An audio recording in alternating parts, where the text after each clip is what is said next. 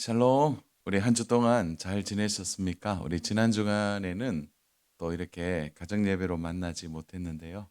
또 오늘 목요일 날 또 함께 가정 예배를 드릴 수 있어서 얼마나 감사한지 모릅니다. 이제 좀 며칠 날씨가 차가워져서 몸이 좀 움츠리게 되는 것 같은데요. 이 시간 가정에서 우리 다 어깨를 펴시고 우리 가족들에게 수고했다 말씀해 주시고 이 시간 우리 함께 가정 예배 드리면 좋겠습니다. 우리 지난 주간부터 우리 교회 이제 축복성들을 좀 바꿨는데요. 우리 물된 동산과 마르지 않는 샘이 되면 좋겠다. 내년에 전체적인 우리 교회의 축복송이기도 하고요. 또 우리 가정마다 물된 동산처럼 마르지 않는 샘처럼 그렇게 되었으면 좋겠다 하는 서로를 향한 축복도 되겠지만 근원적으로는 하나님이 그렇게 각 가정마다 해주시기를 우리가 소망하고 기뻐하면서 기대하는 마음으로 이 축복성을 내년에는 많이 좀 불렀으면 좋겠습니다. 우리 같이 이 찬양 한번 드려볼까요?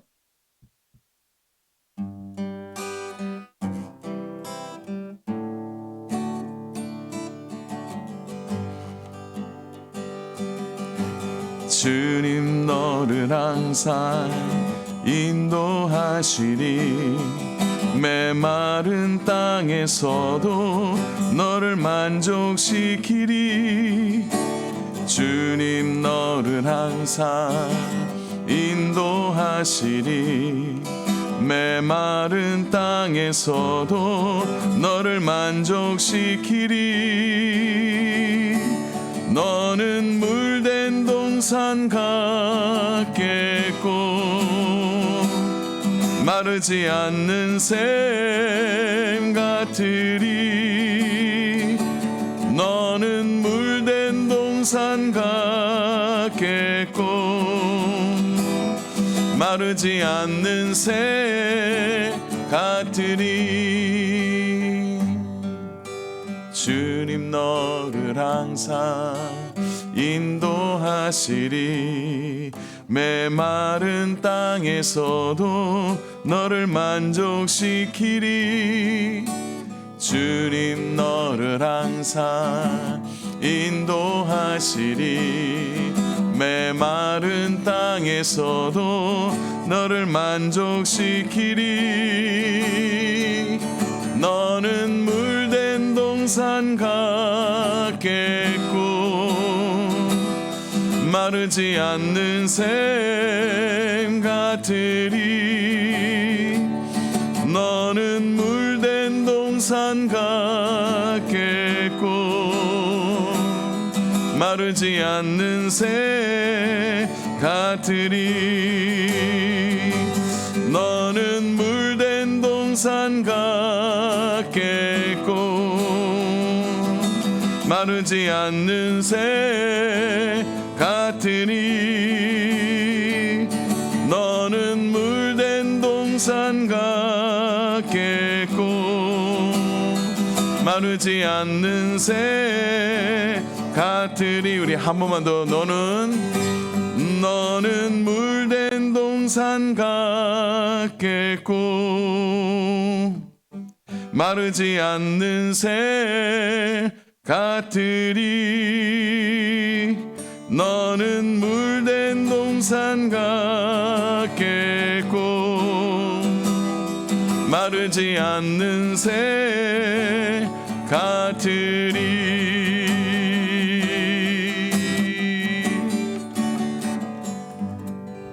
아멘. 예, 우리 좀 많이 이 찬양을 좀 불렀으면 좋겠어요. 자, 오늘은 이 축복성과 좀 관련된 말씀이에요. 시편 1편 2절부터 3절입니다.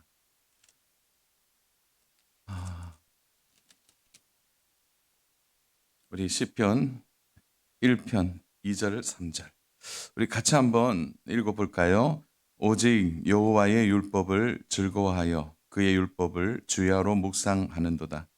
그는 시냇가에 심은 나무가 철을 따라 열매를 맺으며 그 잎사귀가 마르지 아니한 같으니 그가 하는 모든 일이 다 형통하리로다. 아멘. 이 3 절을 보면은 이제 시냇가에 심은 나무에 대한 말씀이 나오죠. 그야말로 마르지 않고 그 물의 풍성함을 통해서 그 나무가 얼마나 만족을 얻고 기쁨을 얻는지 모릅니다.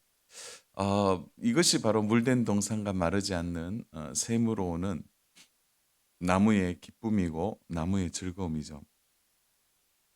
그런데 우리는 이 3절 말씀을 묵상하면 그 풍성함이 그려지지만 사실은 이 3절 말씀이 되기 위해서는 반드시 2절 말씀을 우리가 꼭 기억해야 합니다.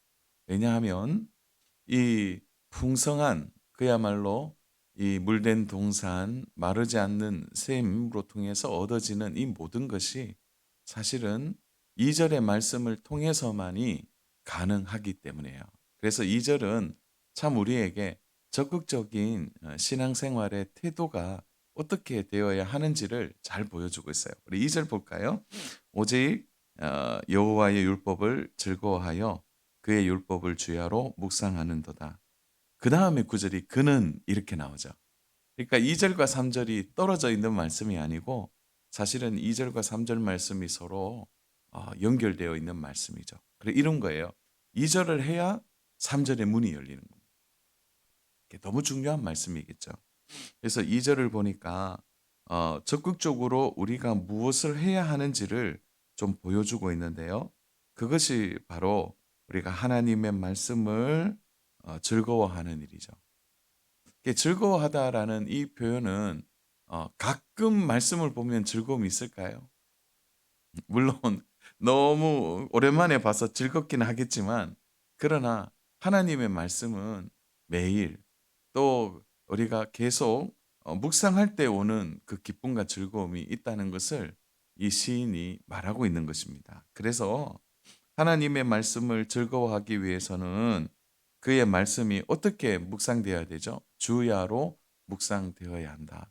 그러니까 하나님의 말씀을 가까이 할 때 우리의 마음에 옥토가 되고 거기에 마르지 않는 샘이 물된 동산의 그 부요함이 나타나게 되는 것이죠. 그래서 여기에 보니까 이 묵상하는도다라는 이 절에서 이 묵상은 하가라는 뜻이거든요. 요 하가라는 뜻은 뭐냐면은 이제 중얼거리다 이런 뜻이 있습니다. 그러니까 하나님 말씀을 이제 입에서 중얼거리는 거죠. 왜 그런 거 있잖아요. 그 사람이 어디에 관심을 갖고 있는지를 잘 보려면 그 사람이 하는 말을 들어보시면 돼요, 말을. 예.